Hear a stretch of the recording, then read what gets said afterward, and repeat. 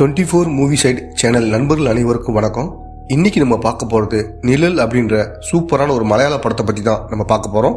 இந்த படம் 2021 வந்திருக்கு. ஸ்கூல்ல ஒரு பையன் சில கொலைகள் சம்பந்தமான கதையை பத்தி சொல்றான்.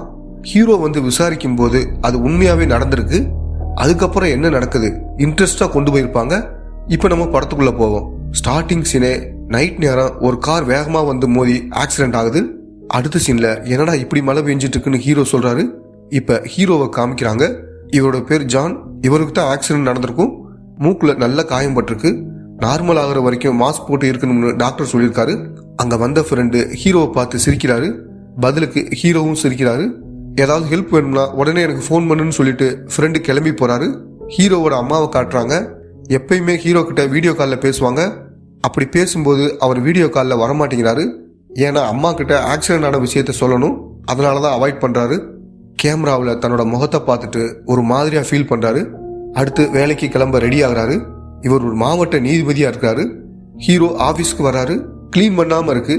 ஒரு மாசம் வரலன்னா கிளீன் பண்ண மாட்டீங்களான்னு கேக்குறாரு. அந்த பொண்ணு உடனே கிளீன் பண்றேன்னு சொல்றாங்க. ஆபீஸ்ல இவரோட சீஃப் இருக்காரு. இவரோட பேர் குமார். ஹீரோவை பார்த்துட்டு இப்ப எப்படி இருக்குன்னு கேக்குறாரு. பரவாயில்லன்னு ஹீரோவும் சொல்றாரு. நான் வெளியே போறேன், உன்னை எங்கேயாவது டிராப் பண்ணணுமான்னு கேட்கிறாரு. ஹீரோவும் ஆமான்னு சொல்லிட்டு கார்ல ஏறிக்கிறாரு. ரெண்டு பேரும் கார்ல போறாங்க. அந்த இடத்துல நிப்பாட்டுங்க, நான் இறங்கிக்கிறேன்னு ஹீரோ சொல்றாரு. இறங்கும் போது இவ்வளவு மழை பெஞ்சிட்டு இருக்கு, தெரிஞ்சிருந்தா கொடை எடுத்துட்டு வந்திருப்பேன்னு ஹீரோ சொல்றாரு. இதை கேட்ட குமாரும் டிரைவரும் அதிர்ச்சி ஆகிறாங்க. ஏன்னா அங்க நல்ல வெயில் அடிச்சிட்டு இருக்கு. ஹீரோவோட பார்வையில நல்ல மழை பெஞ்சிட்டு இருக்க மாதிரி காட்டுறாங்க. என்னடா ரெண்டு பேரும் ஒரு மாதிரி பாக்குறாங்கன்னு நினைச்சுக்கிட்டு சமாளிக்கிறாரு. நீ ஒரு நல்ல டாக்டரை பாரு, ஏதோ குழப்பத்துல இருக்கேன்னு குமார் சொல்றாரு. சரி ஹாஸ்பிட்டல டிராப் பண்ணுங்கன்னு சொல்றாரு. அவங்களும் அங்க இறக்கி விடுறாங்க. உண்மையிலே நமக்கு மட்டும்தான் மழை பெய்யுற மாதிரி தெரியுதான்னு ஃபீல் பண்றாரு. அப்ப மழை பெய்யுது. மழை இவரோட கையில பட்டு மறைஞ்சு போகுது. இவர் நனையாம இருக்கிறாரு. உண்மையிலே நமக்கு தான் ஏதோ ஆயிடுச்சுன்னு யோசிக்கிறாரு. டாக்டர் கிட்ட இந்த விஷயத்தெல்லாம் சொல்றாரு. இப்பதான் ஒரு ஆக்சிடென்ட்ல இருந்து மீண்டு வந்திருக்கீங்க.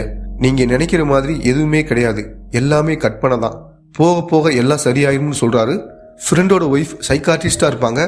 இதை பத்தி கேட்டு மைண்டை கிளியரா வச்சுக்கணும்னு நினைக்கிறாரு. இந்த விஷயத்த ஃப்ரெண்டு கிட்ட சொல்றாரு. சரி வான்னு ஹீரோவை வீட்டுக்கு கூட்டிட்டு வராரு. வெயிட் பண்ணிட்டு இருக்காங்க. ஃப்ரெண்டோட ஒய்ஃப் அங்க வராங்க. இவங்க பேர் ஷாலினி. ஹீரோ நிறைய வழக்க பார்த்திருப்பாரு. அவங்களும் ஒரு சைக்காட்ரிஸ்டா இருக்கிறதுனால இன்ட்ரெஸ்டா கேட்பாங்க. இந்த மாதிரி அடிக்கடி பேசிக்குவாங்க. தன்னோட மனநிலை பத்தியும் தனக்கு தோன்றதை பத்தியும் அவங்க கிட்ட சொல்றாரு. ஒன்னும் பிரச்சனை இல்லை, போக போக எல்லாம் சரியாயிரும்னு அவங்களும் சொல்றாங்க. அதுக்கப்புறம் ஒரு இன்ட்ரெஸ்டான கேஸை பார்த்தேன், அதை பத்தி சொல்லவான்னு கேட்குறாங்க. ஹீரோவும் சொல்லுன்னு சொல்றாரு. ஒரு சின்ன பையன் ஒரு வித்தியாசமான கதை சொல்றான். கொலை பண்ற மாதிரி கதை சொல்லியிருக்கான். எப்படின்னு எனக்கு புரியல. பாப்போம், 2-3 நாள் கழிச்சு அந்த பையன் ட்ரீட்மெண்ட்டுக்கு வருவான்னு சொல்றாங்க. அடுத்து ஹீரோட வீட்டை காமிக்கிறாங்க. புதுசா ஒரு டிரைவர் வந்திருக்காரு. இவரை வேலைக்கு சேர்த்ததே ஹீரோட ஃப்ரெண்டு தான். அடுத்து ஆபீஸ்க்கு குமார் கிட்ட லீவ் கேட்கிறாரு. ஏற்கனவே நிறைய லீவ் எடுத்துட்ட, முடியாதுன்னு சொல்றாரு. ஹீரோவும் வெளியே உட்காந்துருக்காரு. இவருக்கு மட்டும் மழை பெய்யுற மாதிரி தெரியுது, ஆனா மழை பெய்யாது. அப்ப ஃப்ரெண்டோட ஒய்ஃப் ஷாலினி ஃபோன் பண்றாங்க. உங்ககிட்ட ஒரு முக்கியமான விஷயம் பேசணும், வர்றியான்னு கேக்குறாங்க. ஹீரோவும் வர்றேன்னு சொல்றாரு. அடுத்த சீன்ல ரெண்டு பேரும் ஒரு ரெஸ்டாரண்ட்ல உட்காந்துருக்காங்க. நேத்து ஒரு சின்ன பையனை பத்தி சொன்னேன்ல, அதுக்கு பின்னாடி ஒரு பெரிய பிரச்சனை இருக்கிற மாதிரி தோணுதுன்னு சொல்றாங்க. எதனால அப்படி சொல்றேன்னு கேக்குறாரு. அந்த பையனுக்கு அப்பா கிடையாது, அம்மா மட்டும்தான். ரொம்ப வருஷமா பெங்களூர்ல இருந்துட்டு 2 வருஷமா தான் கேரளாவில் இருக்காங்க. அந்த பையன் சொன்ன கதையில சில இடங்களை சொல்றான். அது எல்லாமே கேரளாவில் தான் இருக்கு. கேரளாவிலே பிறந்து வளர்ந்த உனக்கே அந்த இடமெல்லாம் தெரியாது. நானே நெட்ல தான் தேடி பார்த்தேன். அந்த இடமெல்லாம் இவனுக்கு எப்படி தெரிஞ்சிருக்கு, இதெல்லாம் எப்படி கதையில கொண்டு வந்தான், ஒருவேளை இது உண்மையா இருக்க வாய்ப்பு இருக்குன்னு ஷாலினி சொல்றாங்க. இதை கேட்ட ஹீரோ அவங்க அம்மாவை மீட் பண்ணணும்னு சொல்றாரு. இதை விசாரிக்க போறேன், இப்ப இருக்கிற என்னோட மனநிலையும் சரியாயிரும்னு சொல்றாரு. ரெண்டு பேரும் அந்த பையனோட அம்மாவுக்காக வெயிட் பண்ணிட்டு இருக்காங்க. அவங்க வர்றாங்க. நயன்தாரா தான் இந்த ரோலை பண்ணிருக்காங்க. படத்துல இவங்க பேர் ஷர்மிளா. என்னோட பையன் கொஞ்சம் கிரியேட்டிவா திங்க் பண்ணுவான். நானும் கிராஃபிக்ஸ் ஃபீல்ட்ல தான் இருக்கேன், அதே மாதிரி தான் அவனும் சொல்றாங்க. அப்படின்னா போலீஸை வச்சு விசாரிக்கலாம்னு ஹீரோ சொல்றாரு. இப்ப உங்களுக்கு என்னதான் வேணும்னு கேக்குறாங்க. உங்க பையனை பார்க்கணும்னு ரெண்டு பேரும் சொல்றாங்க. சரி வாங்கன்னு அவங்களோட ஃபிளாட்டுக்கு கூட்டிட்டு வராங்க. நீங்க ரெண்டு பேரும் லிஃப்ட்ல வாங்க, நான் படியில ஏறி வர்றேன்னு சொல்றாங்க. நயன்தாரா வீட்டுக்கு வராங்க. அங்க பார்ட் டைமா வேலை பார்க்குற ஒரு காலேஜ் பொண்ணு இருக்காங்க. அவங்க ஹீரோவை பார்த்துட்டு, என்ன மேடம் மாஸ்க் எல்லாம் போட்டுட்டு ஆள் ஒரு சைஸா இருக்காரு, யார் அவங்கன்னு கேக்குறாங்க. கொஞ்ச நேரம் கழிச்சு சொல்றேன்னு சொல்றாங்க. இப்ப அந்த சின்ன பையனை காமிக்கிறாங்க. இவனோட பேர் நிதின். ஹீரோ கிட்ட ஜாலியா விளையாடுறான். நயன்தாரா டீ எடுத்துட்டு கொடுக்குறாங்க. உங்க பையன் கதை எழுதியிருக்கான்ல, அதை எடுத்துட்டு வாங்கன்னு சொல்றாரு. அவங்களும் எடுத்துட்டு வந்து கொடுத்துட்டு இனிமேல் எங்களை தொந்தரவு பண்ணாதீங்கன்னு சொல்றாங்க. 2 பேரும் வாங்கிட்டு கிளம்பி போறாங்க. ஏதோ தப்பா இருக்கு, அந்த பையனோட அம்மா ஏதோ மறைக்கிற மாதிரி தோணுதுன்னு ஷாலினி சொல்றாங்க. ஹீரோ நைட்டு உட்காந்து அந்த கதையை படிக்கிறாரு. ஒரு பாசி நிறைஞ்ச குளத்துல ஒரு எலும்பு கூடு இருக்குதுன்னு விடுகதை மாதிரி எழுதி வச்சிருக்கான். என்னன்னு யோசிக்க ஆரம்பிக்கிறாரு. அந்த பையனை நயன்தாரா தூங்க வச்சுட்டு இதை நினைச்சு ரொம்ப சோகமா இருக்காங்க. மறுநாள் காலையில ஹீரோ ஆபீஸுக்கு வராரு. அங்க வேலை பார்க்கறவங்கிட்ட ஒரு இடத்த சொல்லி விசாரிக்க சொல்றாரு. ஹீரோ இதையே யோசிச்சுட்டு இருக்காரு. இதை பத்தின தகவல் எப்போ வரும்னு செல்போனையே பார்த்துட்டு இருக்காரு. அப்போ ஒரு மெசேஜ் வருது. ஹீரோ அந்த ஏரியாவில் இருக்கிற இன்ஸ்பெக்டருக்கு ஃபோன் பண்றாரு. அடுத்த சீன்ல அங்க போய் அவர்கிட்ட பேசுறாரு. ஹீரோ ஒரு மாவட்ட நீதிபதியா இருக்கிறதுனால அவருக்கு நல்ல மரியாதை கொடுக்குறாங்க. முழு தகவலையும் சொல்லாம இந்த ஏரியாவில் குளம் இருக்கான்னு கேட்கிறாரு. நிறைய குளம் இருக்குன்னு இன்ஸ்பெக்டரும் சொல்றாரு. பாசி நிறைஞ்ச குளமாவும் யாரும் யூஸ் பண்ணாத மாதிரி ஏதாவது இருக்கான்னு கேட்கிறாரு. அப்போ ஒரு கான்ஸ்டபிள், சார் இவங்க சொல்றது இந்த குளமா தான் இருக்குன்னு சொல்றாரு. இன்ஸ்பெக்டரும் ஆமா அந்த குளம் பாசி நிறைஞ்சுதான் இருக்குன்னு சொல்றாரு. ஹீரோ அந்த இடத்துக்கு போகணும்னு சொல்றாரு. இன்ஸ்பெக்டர் போலீஸ் எல்லாம் கிளம்பி அங்க போறாங்க. ஹீரோ அந்த குளத்தை பாக்குறாரு. அப்படியே கட் பண்ணி ஸ்கூலை காமிக்கிறாங்க. அந்த சின்ன பையன் மயக்கமா இருக்கான். டீச்சர் அவங்கிட்ட என்னாச்சுன்னு கேக்குறாங்க. அவன் வாந்தி எடுத்து மயங்கி விழுகிறான். இந்த விஷயத்த நயன்தாரா கிட்ட சொல்றாங்க. அவங்க வேகமா வந்து பையனை பார்த்து கவலைப்படுறாங்க. இங்க என்னமோ இருக்குதுன்னு குளத்தை சுத்தி ஊர் மக்கள் எல்லாம் கூடியிருக்காங்க. ஆட்கள் எல்லாம் குளத்துல இறங்கி தேடுறாங்க. ஹீரோ குளத்தையே பார்த்துட்டு யோசிக்கிறாரு. சார் ஒன்று கிடைச்சிருக்குன்னு சொல்லிட்டு மண்டை ஓட்டை எடுத்து காமிக்கிறாங்க. மீதி உடம்பும் கீழே தான் இருக்குன்னு சொல்றாங்க. ஹீரோ, போலீஸ், ஊர் மக்கள் எல்லாம் அதிர்ச்சியா பாக்குறாங்க. இந்த விஷயத்த இன்ஸ்பெக்டர் டிஎஸ்பிக்கு ஃபோன் பண்ணி சொல்றாரு. நீங்க இதை எதிர்பார்த்தீங்களான்னு இன்ஸ்பெக்டர் ஹீரோ கிட்ட கேட்கிறாரு. இல்ல, பண நகையெல்லாம் பிளாஸ்டிக் பையில சுத்தி இந்த குளத்துல இருக்கிறதா தகவல் கிடைச்சிச்சு, அதனாலதான் தேட சொன்னேன்னு சொல்லி சமாளிக்கிறாரு. அடுத்து ஃப்ரெண்டோட வீட்டுக்கு வந்து லைட்டா ட்ரிங்க்ஸ் சாப்பிட்றாரு. நான் ஒன்று சொன்னா நம்ப மாட்டீங்க, அந்த பையன் கதையில சொன்ன மாதிரியே நடந்திருக்கு. குளத்துல ஒரு எலும்பு கூடு கிடைச்சிருக்கு, அதை டெஸ்ட்டுக்கு அனுப்பிச்சிருக்கோம்னு சொல்றாரு. இதை கேட்ட அவங்களும் அதிர்ச்சி ஆகுறாங்க. மறுநாள் ஆபீஸ்க்கு வராரு.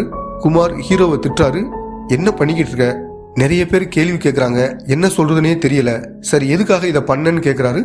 சார் அதெல்லாம் ஒண்ணும் இல்ல, ஒரு கேஸ்ல இருந்த ஆர்வத்தினால அப்படி பண்ணிட்டேன்.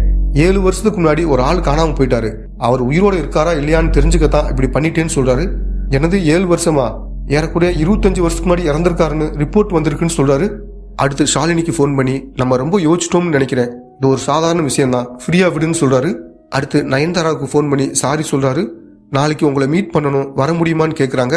ஹீரோவும் சரின்னு சொல்றாரு. அடுத்த சீன்ல 2 பேரும் ஃப்ரீயா பேசுறாங்க. இப்பயாவது நீங்க புரிஞ்சுக்கிட்டீங்களே, என் பையன் கொஞ்சம் கிரியேட்டிவா யோசிப்பான், அவ்வளவுதான், இதைத்தான் நான் ஆரம்பத்திலேருந்தே சொன்னேன்னு சொல்றாங்க. அடுத்து 2 பேரும் ஃப்ரெண்டு மாதிரி பேச ஆரம்பிக்கிறாங்க.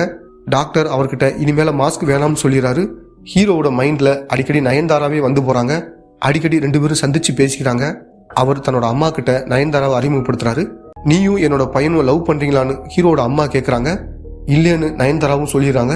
அடுத்த சீன்ல ஹீரோவும் அந்த பையனும் பேசிட்டு இருக்காங்க. என்கிட்ட ஒரு கதை மட்டும் இல்ல, நிறைய கதை இருக்குன்னு அந்த பையன் சொல்றான். உடனே அவரோட முகம் மாற ஆரம்பிக்குது. இந்த விஷயத்த நயன்தாரா கிட்ட சொல்றாரு. இது ஒரு சாதாரண விஷயம்தான், அவன் 2-3 கதை எழுதி வச்சிருப்பான், அவ்வளவுதான், ரொம்ப யோசிக்க வேணாம்னு சொல்றாங்க. இவங்க பேசிக்கிட்டு இருக்கத ஒருத்தர் பாக்குறாரு. அதே மாதிரி ஹீரோவையும் ஃபாலோ பண்றாரு. ஹீரோ திரும்பி பாக்குறாரு, ஆனா அவர் ஒளிஞ்சுக்கிறாரு. ஹீரோ ஆபீஸ்ல இருக்கிறாரு. ரொம்ப நேரமா அவங்கள பார்க்க ஒரு பொண்ணு வெயிட் பண்ணிட்டு இருக்காங்கன்னு அங்க வேலை பார்க்கறவங்க சொல்றாங்க. கேஸ் விஷயமா நான் யாரையும் பார்க்க மாட்டேன்னு உனக்கு தெரியுமில்லன்னு சொல்றாரு. அதெல்லாம் இல்ல சார், ரொம்ப முக்கியமான விஷயம் பேசணும்னு ரொம்ப நேரமா வெயிட் பண்ணிட்டு இருக்காங்கன்னு சொல்றாங்க. சரி வர சொல்லுன்னு சொல்றாரு. ஒரு லேடி அங்க வர்றாங்க. நீங்க யாரு, என்ன வேணும்னு கேக்குறாரு. சார் கொஞ்ச நாளைக்கு முன்னாடி எங்க ஊர்ல இருக்கிற குளத்துல இருந்து ஒரு எலும்பு கூட எடுத்தீங்கல்ல, அது யாருன்னு கண்டுபிடிச்சிட்டாங்க. அவரோட பேர் சுரேஷ். நானும் சுரேஷும் சின்ன வயசுல லவ் பண்ணிக்கிட்டு இருந்தோம். திடீர்னு சுரேஷ் காணாம போயிட்டாரு. நானும் எல்லா இடத்துலையும் தேடி பார்த்தேன், எங்கேயுமே அவர் கிடைக்கல. 7 வருஷமா வெயிட் பண்ணிக்கிட்டு இருந்தேன். வீட்டில் எனக்கு கல்யாணம் பண்ணி வச்சுட்டாங்க. இப்போ எனக்கு 2 குழந்தைகள் இருக்குன்னு சொல்றாங்க. எதுக்காக என்கிட்ட இதெல்லாம் சொல்றீங்கன்னு கேட்குறாரு. நீங்க தானே சார் அந்த இடத்துக்கு வந்து கரெக்டா கண்டுபிடிச்சிங்க, உங்களுக்கு யார் சொன்னது, சுரேஷ் சொன்னாரான்னு கேட்குறாங்க. இதை கேட்ட ஹீரோ அதிர்ச்சி ஆகுறாரு. அடுத்த சீன்ல நடந்த விஷயத்தெல்லாம் ஃப்ரெண்டு கிட்ட சொல்றாரு. ஒன்னும் செத்தவே சொல்லணும், இல்லைன்னா கொலை பண்ணவே சொல்லணும். இந்த 2 பேரும் சொல்லாம அந்த சின்ன பையனுக்கு எப்படா தெரியுது, அதுதான்டா எனக்கு ஒன்றும் புரியலன்னு சொல்றாரு. இதை கேட்ட ஃப்ரெண்டும் ஷாலினியும் யோசிக்கிறாங்க. இதை பத்தி தீவிரமா விசாரிக்கணும்னு நினைச்சுக்கிட்டு நயன்தாரா இருக்கிற இடத்துக்கு வராரு. ஏற்கனவே ஃபாலோ பண்ண ஆளும் தூரமா நின்று பாக்குறாரு. டிஎஸ்பி ஹீரோவையும் நயன்தாராவையும் சந்தேகப்பட்டு தான் கண்காணிக்க ஆள் அனுப்பிச்சிருப்பாரு. ஹீரோ பேச வர்றாரு. நயன்தாராவே பேச ஆரம்பிக்கிறாங்க. என்னோட ஹஸ்பண்டை பத்தி உங்ககிட்ட சொல்லவே இல்லை, நானும் அவரும் ரிஜிஸ்டர் மேரேஜ் தான் பண்ணிக்கிட்டோம். என்னோட அப்பா அம்மா நான் சின்ன வயசா இருக்கும்போதே இறந்து போயிட்டாங்க. அவரோட வீட்டில் ஜாதி பார்த்தாங்க, அதனால இப்படி பண்ணிக்கிட்டோம். அவர் ஒரு பத்திரிகையாளர் தான். ஒரு கேஸ் சம்பந்தமா விசாரிக்க போனாரு.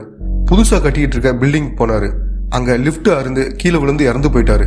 கொஞ்ச நாள் கழிச்சு தான் இவனும் பிறந்தான்னு சொல்றாங்க. அடுத்து ஹீரோ அந்த சின்ன பையன்கிட்ட போறாரு. உங்ககிட்ட நிறைய கதை இருக்குன்னு சொன்னேன்ல, வேற கதையை சொல்லுன்னு கேட்கிறாரு. அவன் சொல்லல. கொஞ்ச தூரம் போனவன் கதையை சொல்ல ஆரம்பிக்கிறான். எல்லாரும் அந்த பையன் சொல்றத பார்த்து அதிர்ச்சி ஆகுறாங்க. அந்த ஃபாலோ பண்ண ஆளும் தூரத்துல இருந்து இதை கவனிக்கிறாரு. ஹீரோவோட மைண்ட்ல அந்த பையன் சொன்ன கதை ஓடிட்டு இருக்கு. சதுப்பு நிலத்துல ஒரு தடியான ஆளு புதஞ்சு கிடக்குறான்னு சொல்லியிருப்பான். அதனால ஒரு போலீஸை மீட் பண்ணி பேசுறாரு. இந்த தடவை வெளியில யாருக்கும் தெரியாம பாத்துக்கிறாரு. சார், எனக்கு தெரிஞ்ச ஒரு கான்ஸ்டபிள் இருக்காரு, ரொம்ப எக்ஸ்பீரியன்ஸ் ஆனவர், எல்லாமே அவருக்கு தெரியும்னு சொல்றாரு. ஹீரோ அவரை மீட் பண்ணி இந்த ஏரியாவில் சதுப்பு நில பகுதி எங்க இருக்குன்னு கேட்கிறாரு. வாங்க சார், எனக்கு தெரியும்னு சொல்லி கார்ல கூப்பிட்டு போறாரு. சார், 25 வருஷத்துக்கு முன்னாடி இந்த ஏரியாவில் 24 மணி நேரமும் தண்ணி அடிச்சுட்டு சீட்டு விளையாடிட்டு இருப்பாங்க. ஒருத்தன் கள்ளச்சாராயம் காய்ச்சி இந்த ஏரியாவில் வித்துக்கிட்டு இருந்தான். கடைசி அவனும் இந்த மண்ணில் புதஞ்சு போயிட்டான். தற்கொலைன்னு இந்த கேஸ் முடிஞ்சு போச்சுன்னு சொல்றாரு. ஆள் எப்படி இருந்தான்னு கேட்கிறாரு. வாட்ட சாட்டமா ஆள் தடியா இருந்தான்னு கான்ஸ்டபிள்னு சொல்றாரு. ஹீரோ ஒரு குழப்பமான மனநிலையில நடந்து போறாரு. அப்ப திடீர்னு ஒரு கை மண்ணுக்குள்ள இருந்து வந்து அவரோட காலை பிடிக்குது. அப்படியே அதிர்ச்சியாகி பாக்குறாரு. ஆனா அந்த இடத்துல எதுவுமே இல்லை, எல்லாமே இவரோட கற்பனை தான். இந்த விஷயத்த நயன்தாராவுக்கு ஃபோன் பண்ணி சொல்றாரு. இதை கேட்டு அவங்களும் அதிர்ச்சியாகி இந்த விஷயமும் நடந்துருச்சான்னு கேட்குறாங்க. என்னோட ஹஸ்பண்டுக்கு வழிகாட்டியா ஆதரவா ஒருத்தர் இருந்தாரு. அவர் தான் எங்களுக்கு எல்லா உதவியும் செஞ்சாரு, கல்யாணமும் பண்ணி வச்சாரு. என்னோட ஹஸ்பண்ட் இறந்ததுக்கு அப்புறம் அவர் சம்பந்தப்பட்ட எல்லா விஷயத்தையும் அவர்கிட்ட தான் ஒப்படைச்சிட்டு வந்தேன்னு சொல்றாங்க. எல்லாத்தையும் கேட்டுட்டு அந்த இடத்துக்கு போகணும்னு சொல்றாரு. நம்மள நிறைய பேர் ஃபாலோ பண்ண வாய்ப்பு இருக்கு, அதனால வேற ஒரு கார்ல இவர்கிட்ட வேலை பார்த்த டிரைவரை கூப்பிட்டுக்கிட்டு அந்த இடத்துக்கு போறாங்க. ஊருக்கு போய்கிட்டு இருக்க விஷயத்த ஃப்ரெண்டு கிட்ட சொல்றாரு. எல்லாரும் அந்த இடத்துக்கு வர்றாங்க. அங்க அவர் இருக்கிறாரு. இவரோட பேர் ராஜீவ். எல்லாரையும் நல்லா கவனிச்சுக்கிறாரு. நயன்தாராவோட ஹஸ்பண்ட் சம்பந்தமான எல்லா விஷயத்தையும் ஹீரோ கிட்ட ஒப்படைக்கிறாரு. நீங்க பாத்துட்டு இருங்க, நாங்க வெளியே போயிட்டு வரோம்னு சொல்லிட்டு கிளம்புறாங்க. எல்லா இடத்தையும் பார்த்து ஜாலியா என்ஜாய் பண்றாங்க. ஹீரோ எல்லா விஷயத்தையும் படிச்சுட்டு வெளியே வர்றாரு. நான் நல்லா பார்த்துட்டேன், உங்க ஹஸ்பண்ட் மூலமா இந்த பிரச்சனை வந்திருக்க வாய்ப்பு இல்லைன்னு நயன்தாரா கிட்ட சொல்றாரு. அப்புறம் எப்படி இவனுக்கு இந்த கதையெல்லாம் தெரியுது, உண்மையிலே எல்லாமே நடந்திருக்கு எப்படின்னு கேக்குறாங்க. அதுதான் எனக்கும் புரியலன்னு ஹீரோ சொல்றாரு. அடுத்து நைட்டு காமிக்கிறாங்க. அந்த வயசானவர் இது 1948 சரக்குன்னு ஹீரோ கிட்ட கொடுக்குறாரு. சரி, நான் போய் தூங்குறேன்னு சொல்லிட்டு மேலே போறாரு.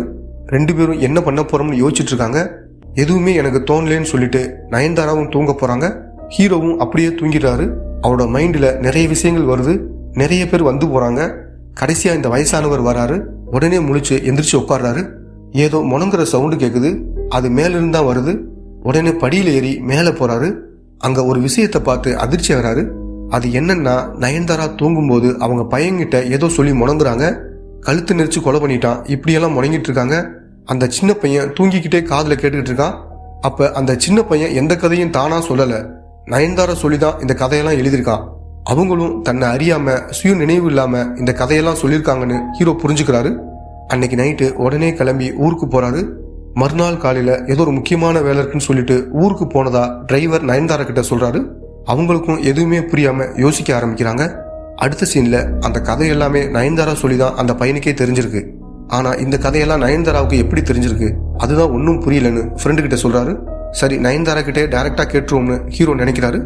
ஏன் சொல்லாம போயிட்டீங்க, என்ன காரணம்னு ஹீரோவுக்கு மெசேஜ் அனுப்புறாங்க. ஆனா அவர்கிட்ட இருந்து எந்த ரெஸ்பான்ஸும் இல்லை. அடுத்து கால் பண்றாங்க. ஆனா அவர் போனை எடுக்க மாட்டேங்கிறாரு. அங்க ஹீரோ ஆபீஸ்ல தூங்கிட்டு இருக்காரு. வேலை பார்க்கறவங்க வந்து எழுப்பி வர்றாங்க. மறுநாள் ஹீரோ நயன்தாராவை பார்க்க அவங்களோட ஆபீஸ்க்கு வராரு. உங்ககிட்ட நிறைய விஷயம் பேசணும்னு சொல்றாரு. 2 பேரும் கார்ல போறாங்க. இந்த கதையெல்லாம் உன் பையன் சொல்லல, பின்ன யார் சொன்னதுன்னு கேக்குறாங்க. நீ தான் சொல்லியிருக்கேன்னு சொல்றாரு. இதை கேட்டு அவங்க அதிர்ச்சி ஆகுறாங்க. ஒரு இடத்துல காரை நிறுத்த சொல்லிட்டு அப்படியே நடந்து போறாங்க. நான் தான் இதுக்கெல்லாம் காரணமா நினைச்சு வருத்தப்படுறாங்க. கொஞ்சம் கொஞ்சமா ஹீரோ ஃப்ரெண்ட்ஸ் எல்லாருமே அவங்கள சமாதானப்படுத்துறாங்க. உங்ககிட்ட யாராவது இந்த மாதிரி கதை சொல்லியிருக்காங்களா, கொஞ்சம் யோசிச்சு பாருன்னு ஹீரோ சொல்றாரு.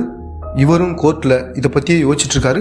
குமார் கிட்ட வந்து நயன்தாராவோட அம்மா பத்தின டீட்டெயில்ஸ் வேணும்னு சொல்றாரு. நான் சின்ன வயசா இருக்கும் போதே எங்க அப்பா இறந்துட்டாரு.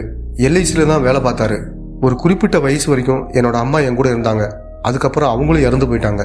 ஒரு கவர்மெண்ட் ஆபீஸ்ல கிளர்க்கா வேலை பார்த்தாங்க. ஆனா இந்த மாதிரி கதை சொல்லி நான் பார்த்ததில்லைன்னு சொல்றாங்க. சரி, நல்லா யோசிச்சு பாருன்னு சொல்லிட்டு அங்கிருந்து கிளம்பி போறாரு. அவங்களும் கிடைக்கிற நேரமெல்லாம் யோசிச்சு பாக்குறாங்க. ஆனா அவங்களுக்கு எதுவுமே தோணல. குமார் நயன்தாராவோட அம்மா பத்தின டீட்டெயில்ஸை ஹீரோ கிட்ட கொடுக்குறாரு. அடுத்த சீன்ல ஹீரோ ஃபோன் பண்ணி நயன்தாராவை ஒரு இடத்துக்கு வர சொல்றாரு. படியில் இறங்கி கீழே போவாங்க. சரி லிஃப்ட்ல போகலாம்னு நினைச்சிட்டு தைரியமா அதில் ஏறுறாங்க. ஏன்னா லிஃப்ட்ல தான் ஹஸ்பண்ட் இறந்து போயிருப்பாரு. ஹீரோ சொன்ன இடத்துக்கு வராங்க. அங்க ஒரு ஜெராக்ஸ் கடை இருக்குது. அந்த கடைக்கு போறாரு. பின்னாடியே நயன்தாராவும் வராங்க. அங்க ஒருத்தர் ஜெராக்ஸ் எடுத்துட்டு இருக்காரு. விஸ்வநாதன் சொல்றாரு. அதை கேட்டதுமே அவர் அப்படியே மேலே பார்க்குறாரு. இவங்களை தெரியுதான்னு ஹீரோ அவரை கேட்குறாரு. பேர் ஷர்மிளான்னு சொல்றாரு. ராதாமணியோட பொண்ணான்னு சொல்லிட்டு அப்படியே மயங்கி விழுகிறாரு. அவர் ஹாஸ்பிட்டலில் போய் சேர்க்குறாங்க. இப்போ தான் எனக்கு ஞாபகம் வருது, இவர் எங்கள் அம்மாவோட வேலை பார்த்தவர். எங்கள் அம்மா இறந்தப்ப எல்லா வேலையும் அவர் தான் பார்த்துக்கிட்டாரு. கொஞ்சம் கொஞ்சமாக அவரோட கான்டாக்ட் இல்லாமல் போயிடுச்சு. எங்கள் அம்மாவும் இவரும் லவ் பண்ணாங்கன்னு கொஞ்சம் வளர்ந்த பிறகு தான் யோசிச்சேன்னு சொல்கிறாங்க. அடுத்த சீனில் எல்லாரும் வந்து அவரை பார்க்குறாங்க. விஸ்வநாதன் நயன்தாராவை பார்த்து உன்னோட பையனான்னு கேட்குறாரு.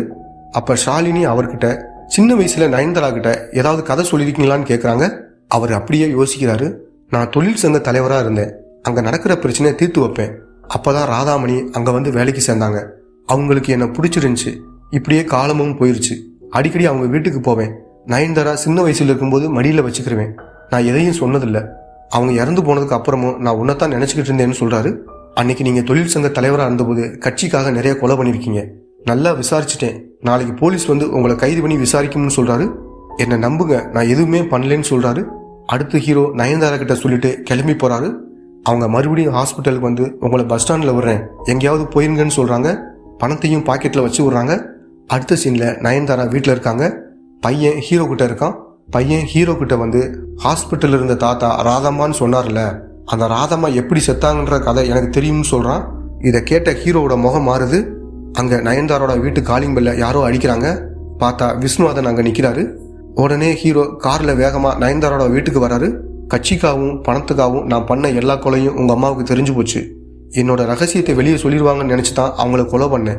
எல்லா காரியமும் முடிஞ்சதுக்கப்புறம் நீ மட்டும் தனியாக வீட்டில் இருந்த. எனக்கு மனசு கேட்கல. தூங்க வைக்கிறதுக்காக என்னோட சொந்த விஷயமெல்லாம் கதையாக சொன்னேன். அது என்னோட தப்பு தான் சொல்லிட்டு அவங்க கிட்ட வராரு. நயன்தாரா பக்கத்தில் இருந்த வாட்டர் ஜக்கை வச்சு தலையில் அடிக்கிறாங்க. மறுபடியும் எந்திரிச்சு வந்து அவங்கள அடித்து கொலை பண்ண பார்க்குறாரு.